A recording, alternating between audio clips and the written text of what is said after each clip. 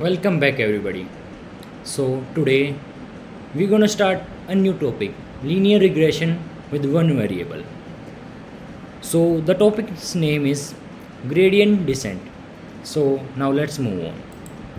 So, we have a function j of theta 0 comma theta 1, and what we want to do is that minimize the function, and what we do is that start with some theta 0 and theta 1 and keep changing theta 0 and theta 1 so that until we finally reach the minimum possible value of theta 0, j of theta 0 and theta 1. And what we then do is we hopefully end up at a minima, but if we do not, we continue the same process. So now let's move on. So let's see, here is a graph. Now let's assume, wait a minute, let me just choose another color. This must be okay. So assume we are here. So what we do, take for example, we change theta 0 and theta 1 and we arrive here. Then we again change and we arrive here. Then again, and after some time, let me just change the color again. Wait a minute, let's take it. And after some time doing same process of changing theta 0 and theta 1, we finally arrive at our local minima. So hold this process from there to there. We minimize finally our function, and this is a way of doing this, but it is a very hard way, but this is our only approach. Next, let's assume that we are here, and let me just choose a nice color. Black will be okay. So now what we now do is maybe just minimize, and maybe we get to another local minima point, but it is not the global minima where we arrive. So it's the negative part, because we can arrive at some other minima, not just the global minima but some other minima, maybe a graph like this where upper part is this is not the minima. Wait a minute. So here, let's see this. Here, I don't know that you are able to see, but this is the global minima and this is a local minima.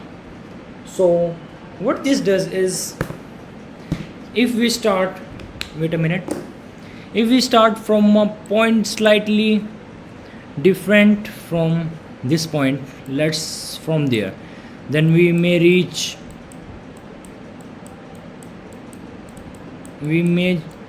to this minima.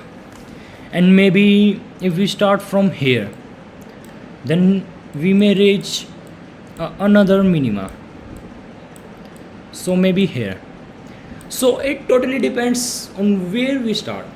So this is our height, is our j of theta 0 comma theta 1 function, and these are the parameters.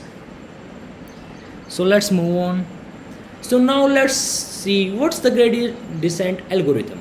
So now this is the algorithm where theta j is equals to theta j minus alpha times partial derivative with respect to theta j of theta 0 comma theta 1. Let me write this.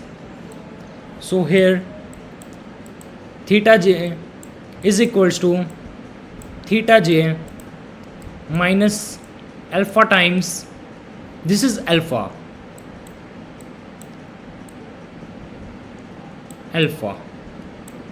and now this is partial derivative. If anybody doesn't know what is partial derivative, I will tell you in the further videos what a partial derivative or what's a derivative is. So do not worry about this.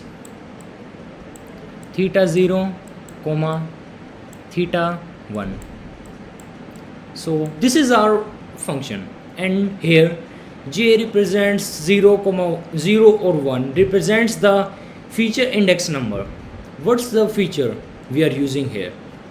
So now whether it is theta 0 or theta 1 we are updating. So now let's move on. So these are the few things I want to tell you. At every iteration j1 should simultaneously update theta 0, theta 1, theta n. These are the number of parameters.